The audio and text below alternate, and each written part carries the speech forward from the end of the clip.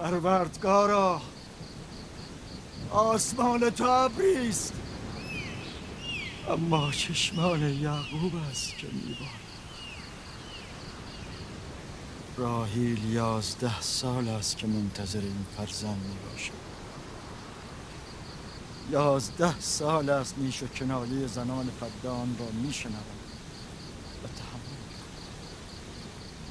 چقدر به او نازا گفتم، چقدر او را عقیم و بی ثمر خواندند.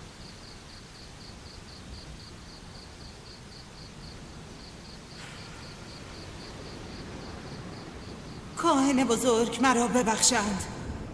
امشب برای یعقوب و خاندانش خوابها دیدم.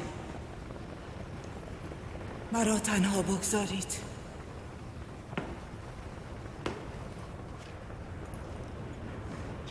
نفرین خدایان بر یعقوب و خاندانش باد.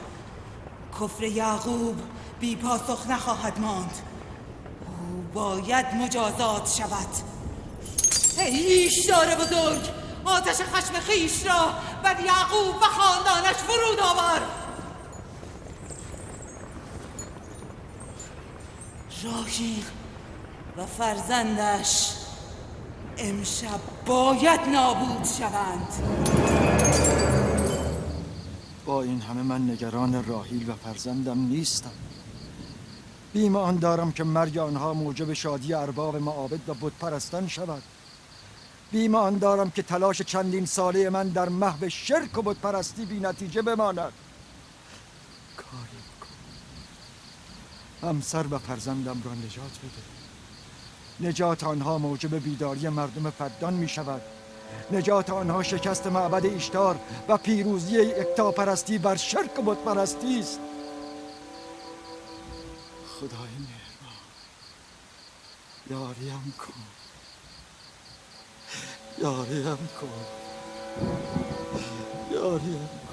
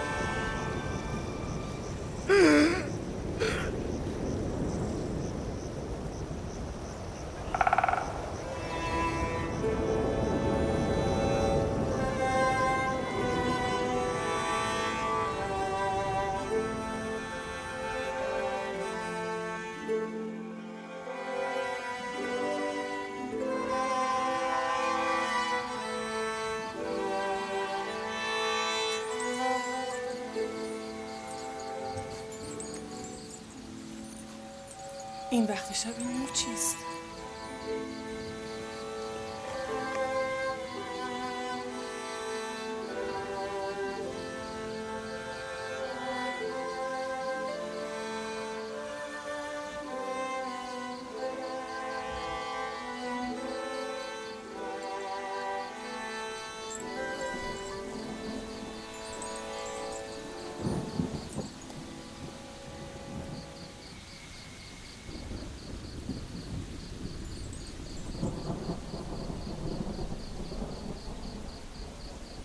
راحیل به هوش آمد.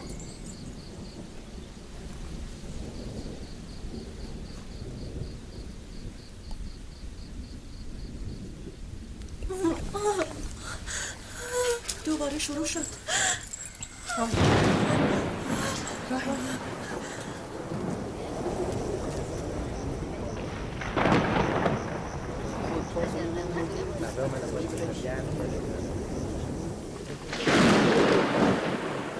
یعنی میخواهد باران ببارد؟ گمان میکنم آسمان میخواهد به حال راحیل بگرید. این نشان خشم خدایان است. تندر خشم خدایان فرود خواهد آمد. یعقوب و خاندانش مجازات خواهند شد. ای ایشتار بزرگ، از حریم خدایان دفاع کن. آتش خشمت را بر خاندان یعقوب فرود آورد.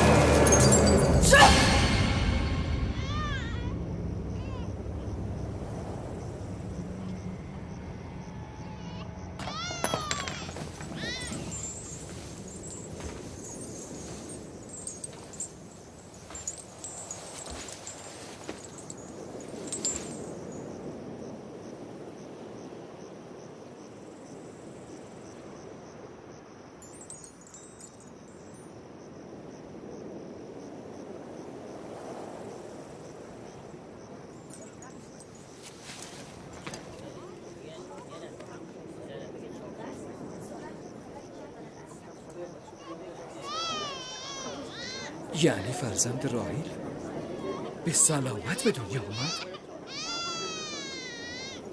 پس نفرین ایشتار جادوی ایستر.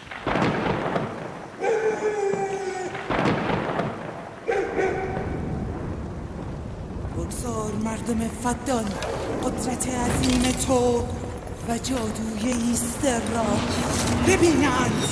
ای ایشتار بزرگ، ما را خوشنود کن.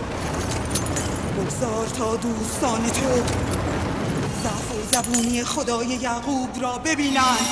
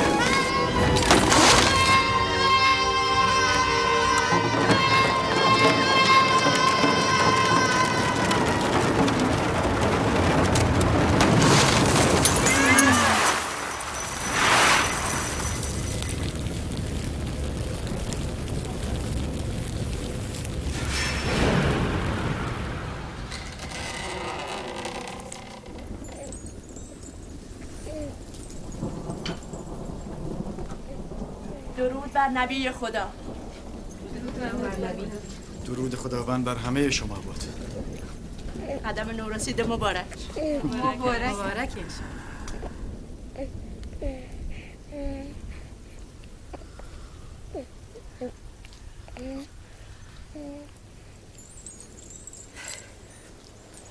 خداوند را به خاطر الطافش سپاس میگویم و از او برای تو و فرزندمان طلب خیر و برکت میکنم.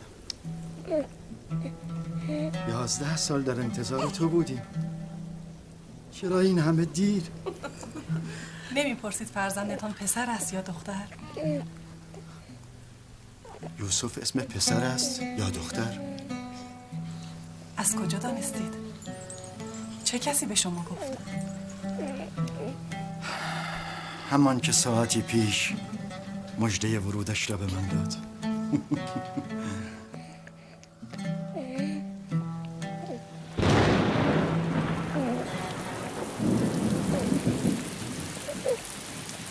این باران هم از برکت قدوم توست فرزندم.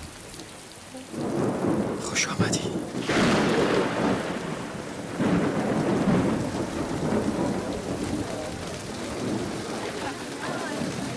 راحیل و فرزندش به سلامت هستند.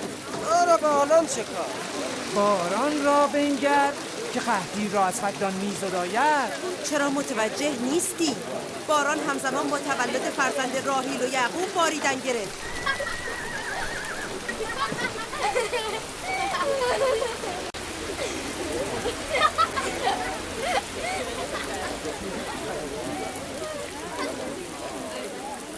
یعنی راحیل و فرزندش سلامت هستن؟ آری، میبینی که چه کودک خوشیمن و مبارکی است.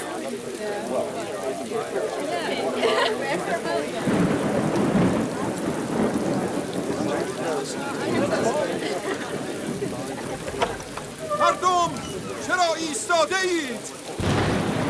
گوسفند و شتر قربانی کنید، بدان را آذین ببندید. از خدای یعقوب باید سپاسگزاری کرد.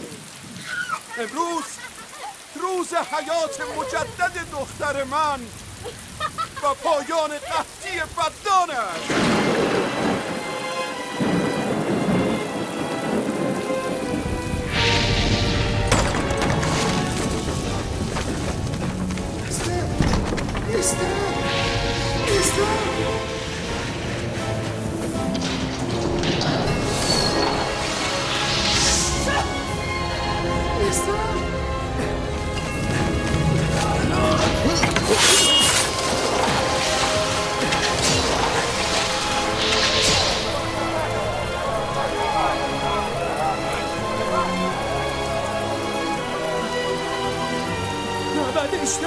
معبد اشتر آتش گرفته.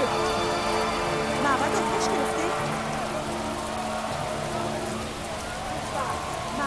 عالی جناب، معبد ایشتار آتش گرفته. گفتی چه شده؟ معبد ایشتار آتش گرفته.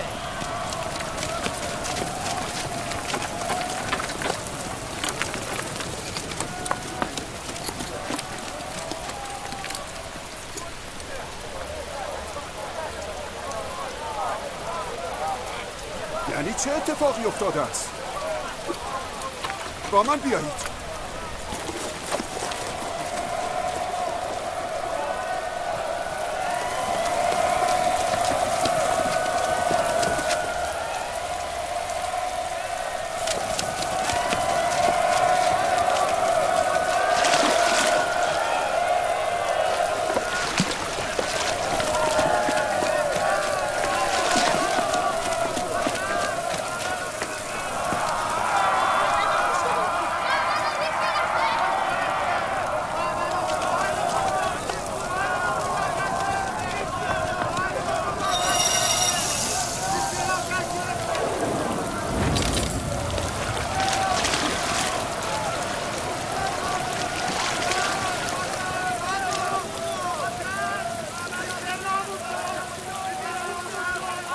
باران که همه چیز را میشوید و خاموش میکند، چرا بر آتش معبد اثر نمیگذارد؟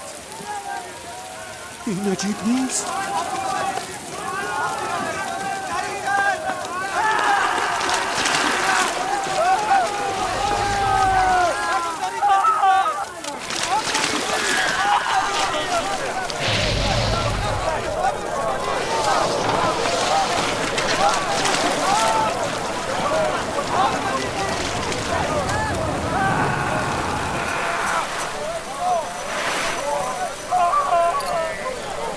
ساحره ایسته؟ او در میان شعله های آتش بود، نتوانستیم نجاتش دهیم. ساحره سوخت. ساحره ایستر سوخت. یعنی ایستر هم باید بسوزد؟ نمیشود برای اون کاری کرد. مگر آتش کاهنه معبد رو هم میسوزاند؟ معلوم است او که از خدایان نیست، او هم میسوزد. این بود خدای قدرتمند اشتار. خود و کاهنانش در آتش سوختند و توان دفاع از خود را نداشتند. ایستر که میگفت راهیل و فرزندش نابود خواهند شد. چه شد؟ اینکه خودش نابود شد. کجا؟ میروم به خدای یعقوب ایمان بیاورم.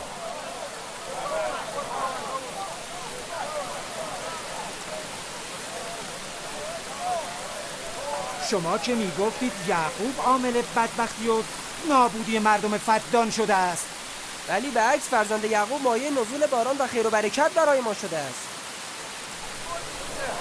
برویم. بمانید. کجا میروید؟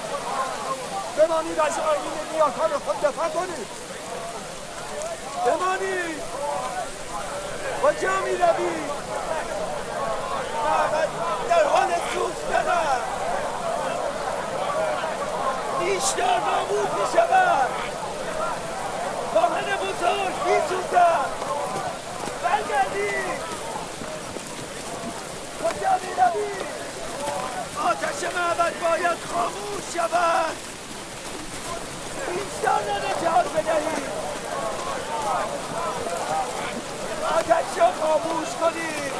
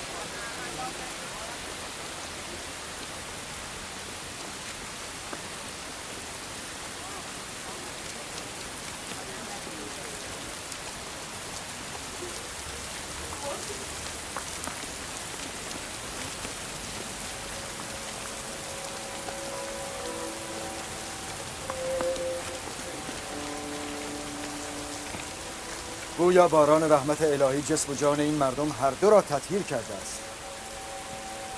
به یمن قدوم فرزند شما باران به فدان می‌بارد. او را به ما نشان نمی‌دهید؟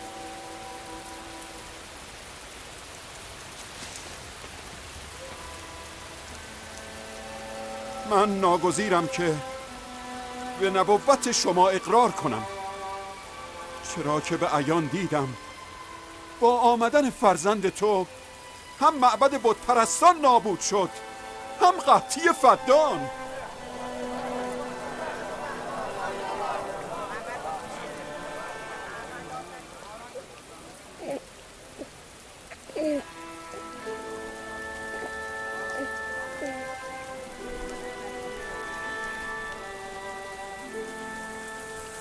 قدوم یوسف مبارک است، اما آن که معبد ایشتار را نابود کرده و باران بر فدان نازل نموده خدای من است، خداوند یکتا. نمیخواهید او را ببینید؟ من و همسرم خدای تو را دیده بودیم. امشب مردم فدان نیز دیدند، هم قدرت بی انتهای خدای تو را، هم ذلت و زبونی خدایان خیش را. اینک آمده‌اند که به خداوند یکتا ایمان آورند. ای نبی خدا، ای نبی خدا، قلوب اینان را با نور ایمان منور گردان. آیا همه شما بر کلام فارس هستید؟ با من بگویید. ما از همه خدایان سرد و سنگی و دیگر خدایان زمینی بیزاری می جوییم و به خداوند یکتا ایمان می آوریم. خداوند آسمان ها و زمین و به همه پیامبران و فرستادگانش ایمان می آوریم و از فرامین آنها اطاعت می کنیم.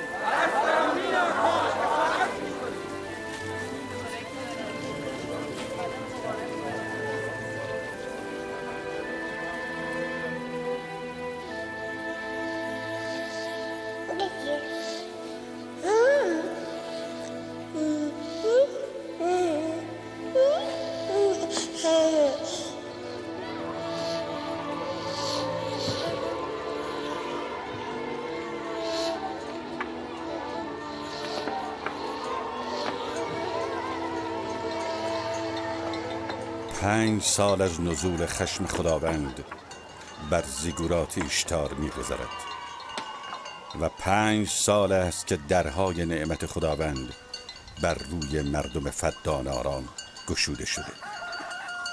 راهیل همسر محبوب یعقوب نبی و مادر یوسف در انتظار فرزندی دیگر به سر میبرد. یوسف. بله مادر. امروز با پدر به صحرا میرویم. باشه مادر، من خوشحالم. برویم.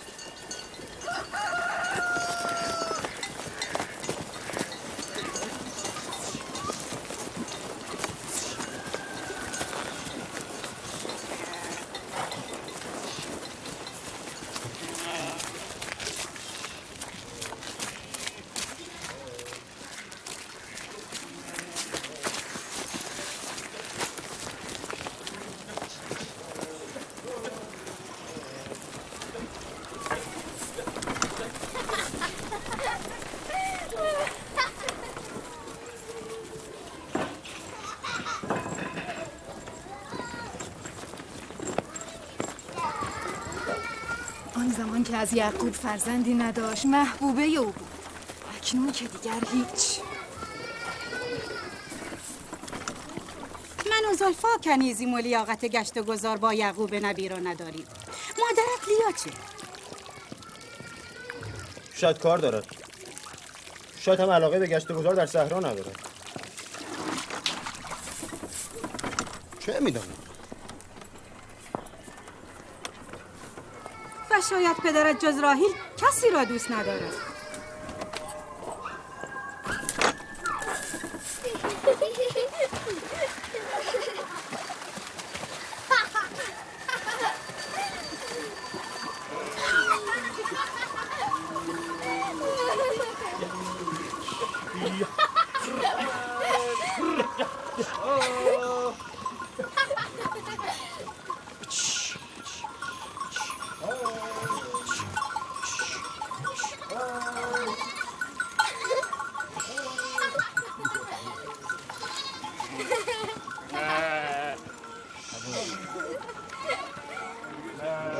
پانزده سال پیش اولین ملاقات من با شما کنار این چاه بود. من آن روز فهمیدم که شما پسر عمه من هستید. و من فهمیدم شما دختر دایی من هستید. آغاز عشق و علاقه ما به یکدیگر از همان روز بود. پدرم اسحاق و مادرم ربقه مرا به سوی تو هدایت کردند. برویم بچه ها رفتن.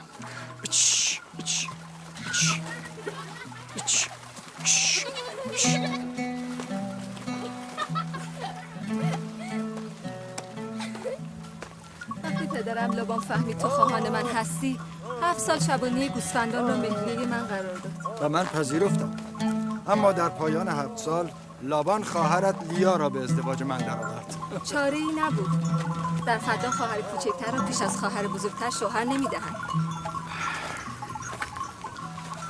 من 7 سال دیگر به خاطر تو شبانی لابان را پذیرفتم. لابان آگاه نبود. اگر 70 سال دیگر هم میگفت باز هم میپذیرفتم. چه زود سپری شد. آری.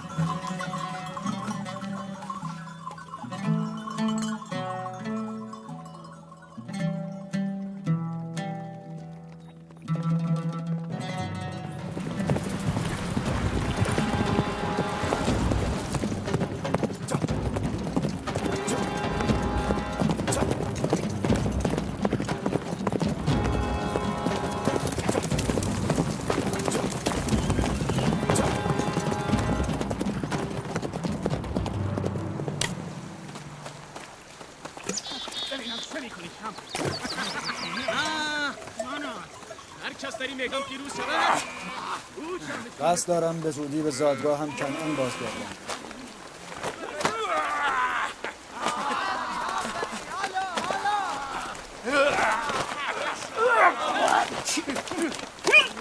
نکند آنها با یکدیگر نزاع کنند. نگران نباش. آنها زورآزمایی میکنند.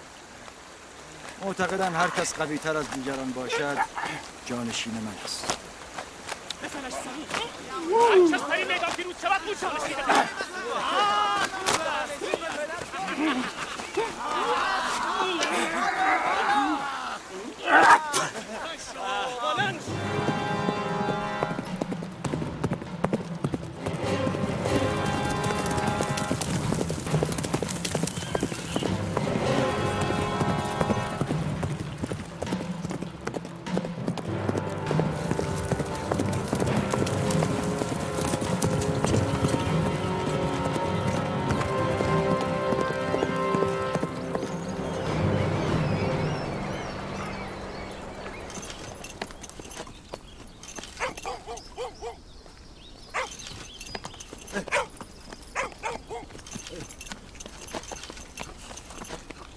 یعقوب نبی را میشناسی؟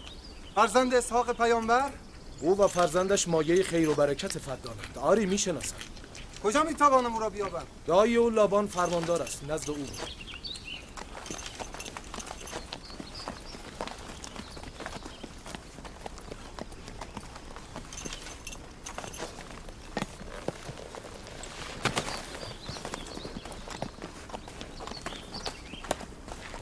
چه میخواهی؟ پیکی از کنعان هستم. با جناب فرماندار کار دارم. دنبال من بیا.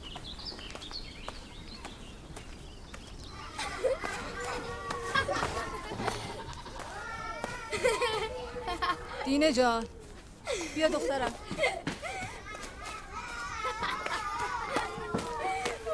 با یوسف بازی کن تا مادرت رو یاری کنه. باشه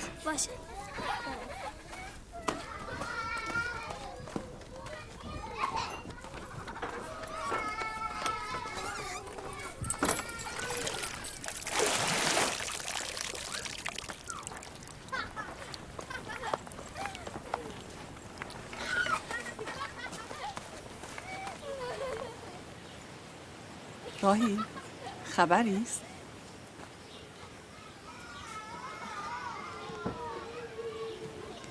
مبارک است.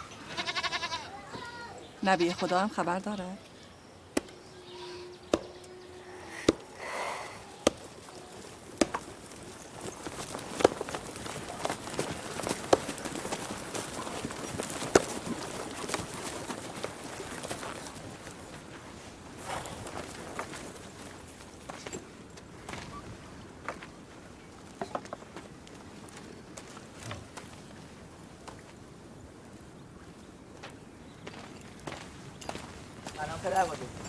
سلام پدر بزرگ. سلام پدر بزرگ. سلام پدر، خوش آمدی. سلام. چه شده یادی از ما کردی؟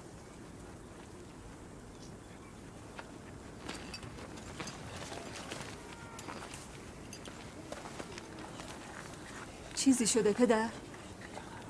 اتفاقی افتاده است؟ آن مرد که میبینید از کنعان آمده و خبرهای خوبی برای ما ندارد. یعقوب کجاست؟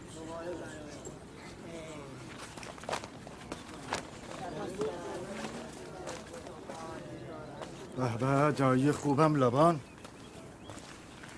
چه شده؟ راه گم کرده ای؟ اگر چه تلخ است اما میدانم تحمل شنیدنش را داریم.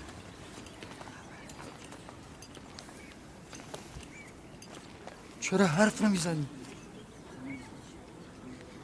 پدرت اسحاق نبی دار فانی را ودا گفته.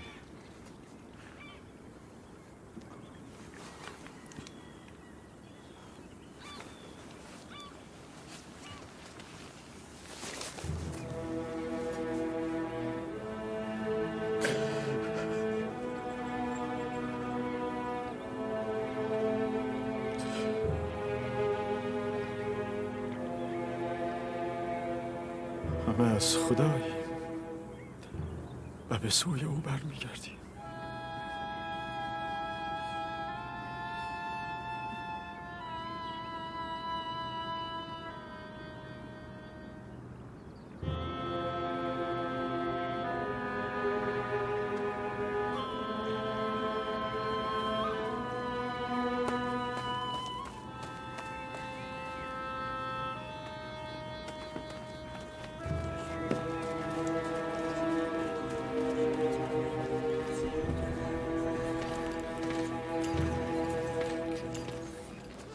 تصمیم شما چیست پیامبر خدا؟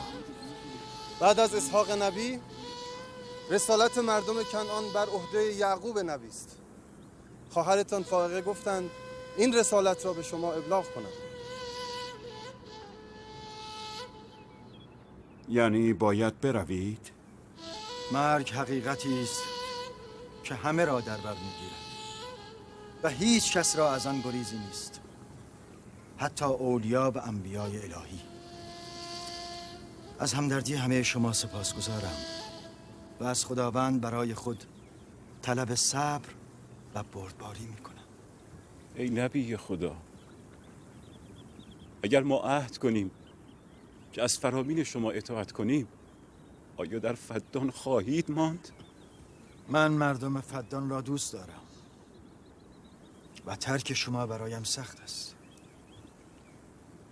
این به اراده من نیست. من به خواست خود نمی روم که به خواست خود بمانم.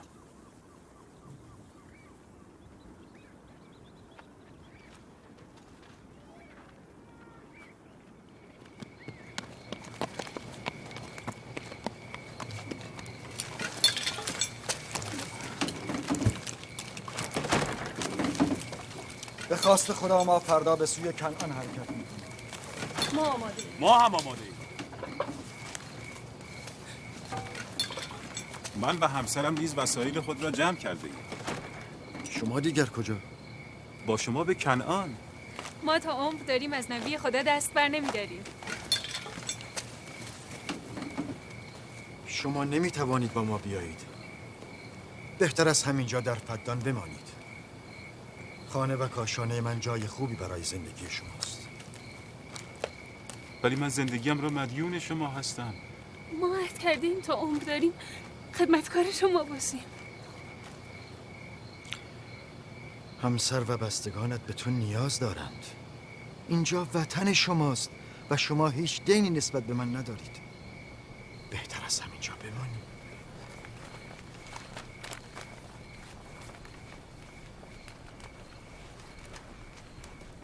خداوند را سپاسگزارم که به ما نور هدایت ارزانی داشت. من سالها با شما زندگی کردم. در غم و شادی شما شریک بودم. از اینکه شما را ترک می کنم غمگین هستم. شما روزی بت پرست بودید. خداوند یکتا نور ایمان بر قلب‌های شما جاری ساخت و شما بت‌های خود را دور انداختید و خدای یکتا را برگزیدید. قدر ایمان و دعوت الهی را بدانید. مبادا تاریکی کفر و جهل را جایگزین نور الهی کنید. یعقوب باشد یا نباشد، خداوند یکتا ناظر بر اعمال و افکار شماست. خدا نگهدار همه شما.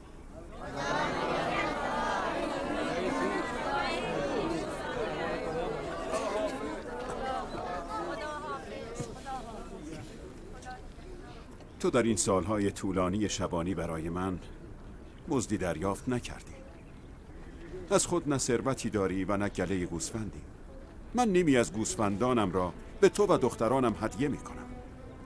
امیدوارم امورات شما با این گله اداره شود. سپاسگزارم. خداوند به شما خیر و برکت فراوان دهد. سپاسگزارم پدر. خداوند به شما خیر دهد. این حق یعقوب است. من باید پس از سالها زحمت از او قدردانی کنم.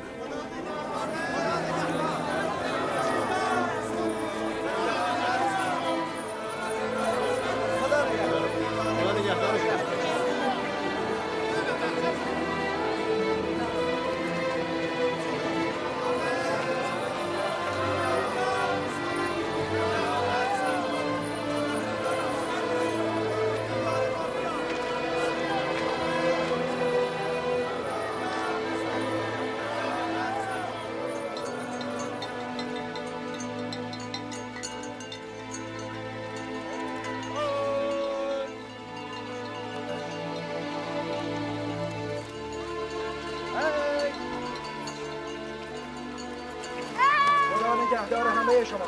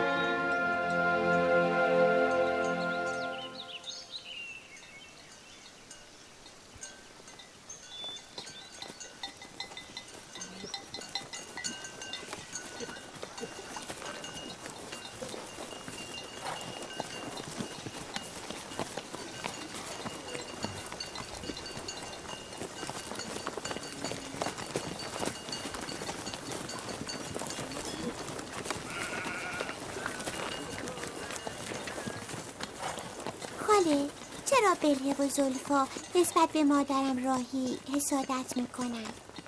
این را چه کسی به تو گفت؟ همه میگوین یهودا خودش از زبان بلهه و زلفا شنیده بود. کودکان نباید در این امور دخالت کنند. اما حال که سوال کرده ای پاسخ میدهم. بلهه در ابتدا کنیز مادرت راهیل بود. راهیل چون صاحب فرزندی نمیشد، بلهه را به پدرت هدیه داد تا از طریق او هم صاحب فرزند شود، هم علاقه پدرت را نسبت به خود حفظ کند.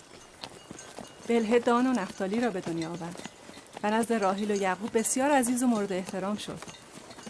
حال طبیعی است که با به دنیا آمدن تو بلهه فکر کند که دیگر آن جایگاه سابق را ندارد و همین موجب حسادت او شده باشد. آیا زلفا کنیز شما بوده؟ آری. پس از اقدام راهیل من نیز کنیز خود زلفا را به پدرت هدیه دادم. نمیخواستم در جلب محبت پدرت راهیل بر من پیشی بگیرد. زلفا نیز جاد و عشیر را به دنیا آورد.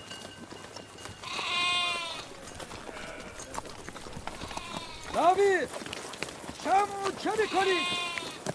جل پراکنده شد، آنها را بازگردانید.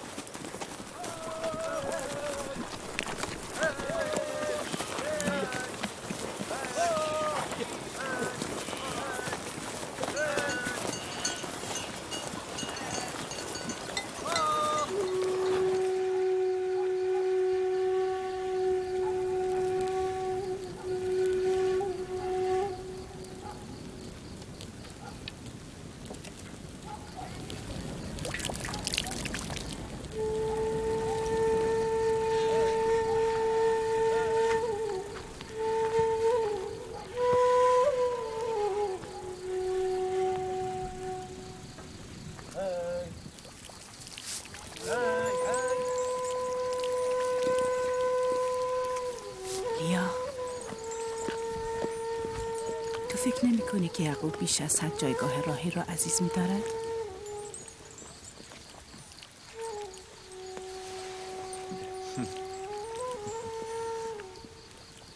من نیازی به حسادت با خواهرم ندارم. نه تعداد فرزندان او بیش از من است و نه محبت یعقوب به او افزون تر از من. پس حسادت برای چی؟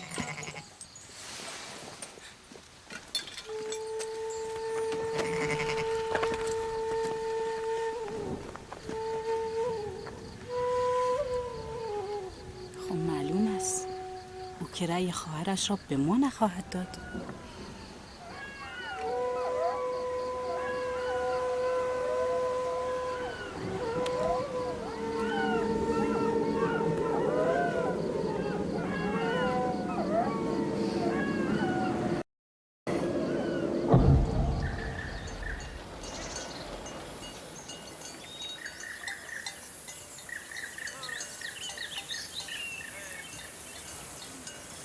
راه طولانی نشد؟ چیزی از راه نمانده. زندگی قبایل پشتشین هم همین است. هم سفر میکنند هم زندگی.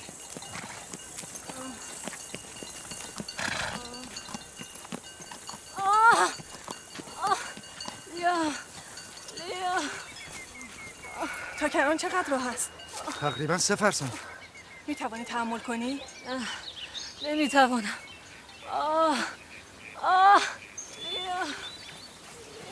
یهودا، لاوی، شامون، چادر را برپا کنید، همینجا اتراق میکنیم. در کران قابلی یافت میشود؟ آری میشود. جیرا زود به کنعان برو و خواهرم فاقه با یک قابله به اینجا بیاد. عجله کن. برو زود باز میگردم. هی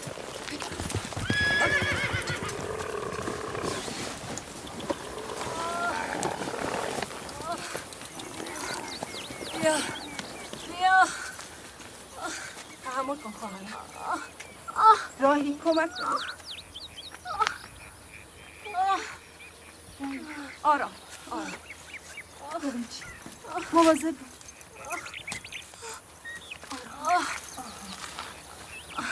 آتش آماده کنید.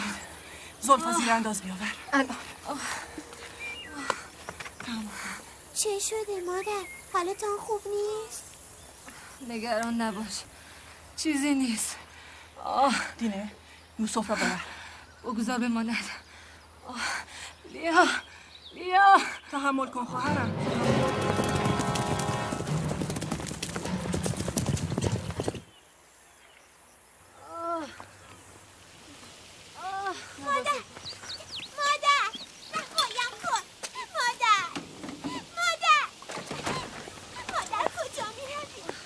یوسف را نگه دار. بیا پسر جان بیا بشو.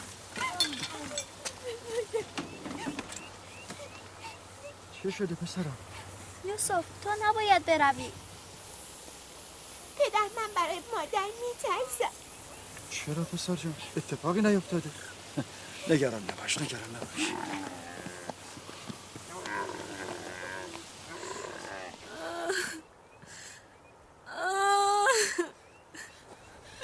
خداوند به او رحم کند. زایمان پیشین او نیست سخت. چیزی نمانده بود که از دست برود. به یعقوب بگویید دعا کند.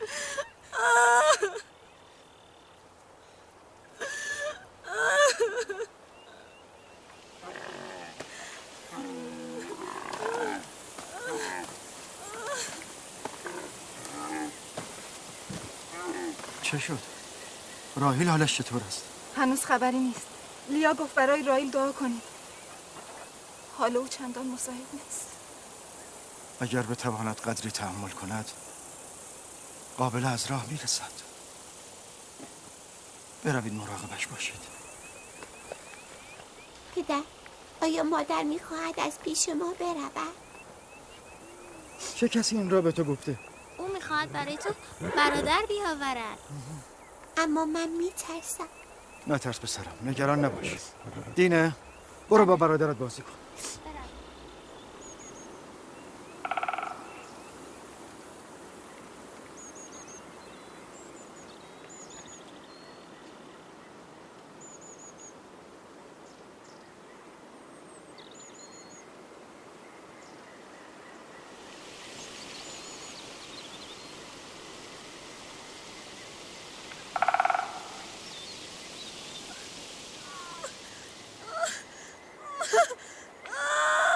اگر این بار هم چون زایمان پیشین باشد خداوند به او رحم کند. مشکل بتواند جان سالم به در ببرد. نمیتوانی نفوس بد نزنی؟ جغد شوم.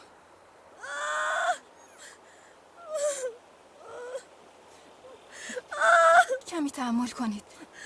به دنبال قابله رفتم. تا کنعان راهی نیست.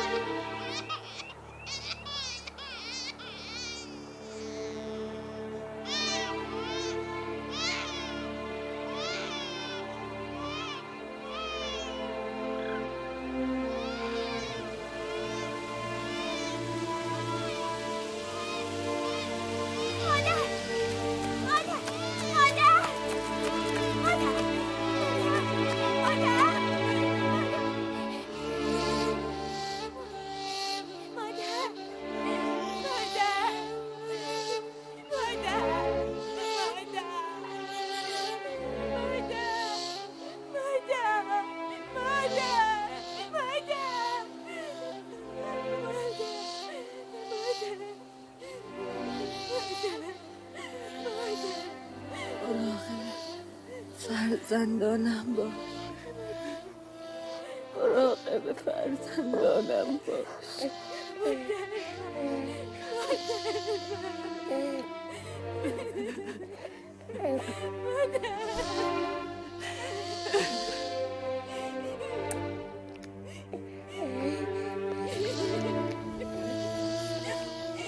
مراقب فرزندانم باش.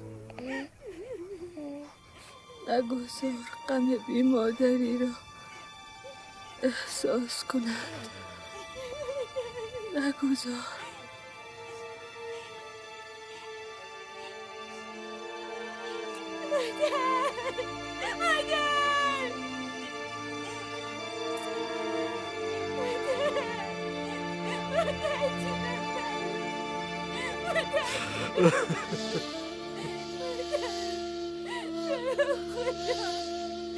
مادر